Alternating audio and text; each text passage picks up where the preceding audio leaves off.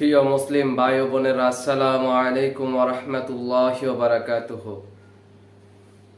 আমরা মুসলিমের যখন মৃত্যু হয়, আমরা জানাজার মাধ্যমে দাফনের কাজ সম্পন্ন করি। এই জানাজা যখন আমরা সবাই পড়তে যাই, আমাদের মধ্যে কিছু লোক আছে আমরা সময় মতো হয়তো যাইয়া পারি না। তখন জানাজার যে 4টা তাকবীরের মাধ্যমে জানাজার নামাজ শেষ করা হয়, এই 4টা তাকবীর দেওয়া হলো ফরজ। এখন ইমাম দেখা গেছে যখন 3 তাকবীর দিচ্ছে বা দ্বিতীয় তাকবীর দিচ্ছে বা শেষ তাকবীরের সময় আমি যাই উপস্থিত হলাম, জানাজার নামাজে অংশগ্রহণ করলাম 4 তাকবীরের সময় বা 3 তাকবীরের সময় বা দ্বিতীয় তাকবীরের সময়। এখন আমার যে কয়েকটা তাকবীর ছুটে গেল, এগুলো আমি কিভাবে আদায় করব? এই বিষয়ে আমাদের জানা দরকার। এগুলো আদায় না করলে আমাদের নামাজ হবে কিনা, আর যদি আদায় করাই লাগে তাহলে কিভাবে আদায় করবো? ইমাম সাহেব তো যেহেতু 4 তাকবীর দিয়ে নামাজ শেষ করবেন, তাহলে আমার যে তাকবীরগুলো বাকি আছে এগুলো আমি কিভাবে আদায় করব? এই বিষয়ে আমরা দুইজন বিজ্ঞ আলেম থেকে জানবো। আল্লামা মামুনুল হক সাহেব এবং শায়েখ আহমদুল্লাহ সাহেব আমাদেরকে এই বিষয়ে বলতেছেন, আমরা শুনবো। প্রথমে আমরা আল্লামা মামুনুল হক আমাদেরকে এই বিষয়ে কি জানাচ্ছে আমরা শুনে আসি। সবচেয়ে গুরুত্বপূর্ণ যে বিষয়টি রয়েছে সেটি হলো 4 তাকবীর। 4টি তাকবীর, এটি হলো জানাজার ফরজ। সুতরাং 4 তাকবীর অবশ্যই আদায় করতে হবে।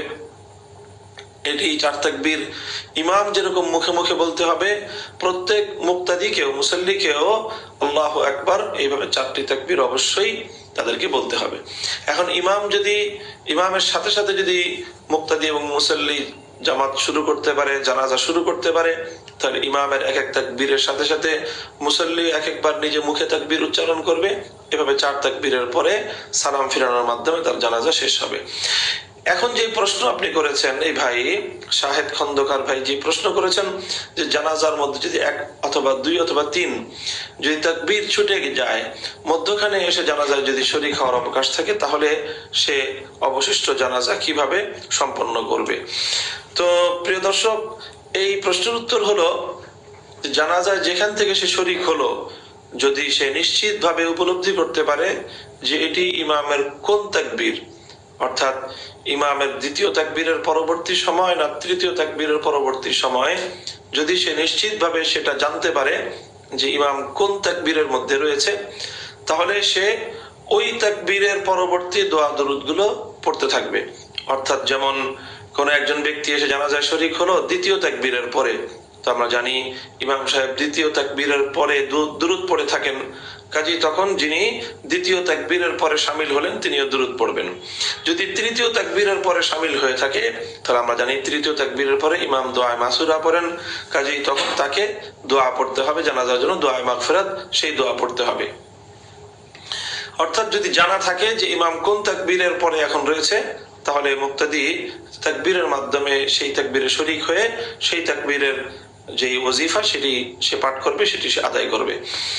আর যদি সে এটি উপলব্ধি করতে না পারে যে ইমাম এখন কোন তাকবীর উচ্চারণ আদায় করলো, দ্বিতীয় না তৃতীয় না প্রথম তাকবীর ইমাম উচ্চারণ করলো, এটি যদি সে বুঝতে না পারে, তাহলে সে তাকবীর দিয়ে মুক্তাদি নামাজ শুরু করে, জানাজা শুরু করে, সে প্রথম থেকেই, অর্থাৎ প্রথমে সে সানা পড়বে, তারপরে সে এই দুরূদ পড়বে, তারপরে সে দোয়া পড়বে। এইভাবে সে ধারাবাহিকভাবে সেটা পড়ে যেতে থাকবে। পড়ে গিয়ে তারপরে ইমামের সাথে যেই কয় তাকবীর পেল, সেই কয় তাকবীর তো সেই ইমামের সাথে আদায় করলো।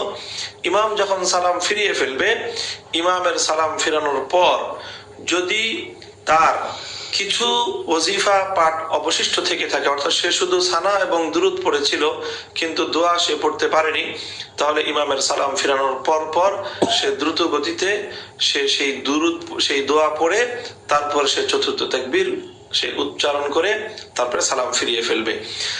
হ্যাঁ, যদি তার এই সম্ভাবনা থাকে যে জানাজা তার আপন জায়গায় থাকতে থাকতে সে অবশিষ্ট তাকবীর গুলো পাঠ করতে পারবে এবং সাথে সাথে যে ওজিফা অর্থাৎ দুরূদ বা দোয়া যেটি ছুটে গিয়েছে সেটিও সে জানাজা উপস্থিত থাকতে থাকতে সে পড়তে পারবে, এই সম্ভাবনা থাকলে তাহলে সে দুরুদ এবং দোয়া সহ সে অবশিষ্ট তাকবীরগুলো দিবে।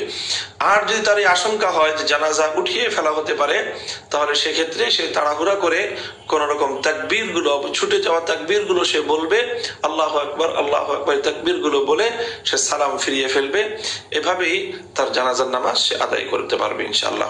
এই পর্যায়ে আমরা শুনবো শায়েখ আহমদুল্লাহ আমাদেরকে কি জানাচ্ছেন যে জানাজার নামাজে যদি আপনার তাকবীর ছুটে যায় তাহলে সেক্ষেত্রে আপনি কি করবেন। আমরা শুনে আসি ওনার বক্তব্য।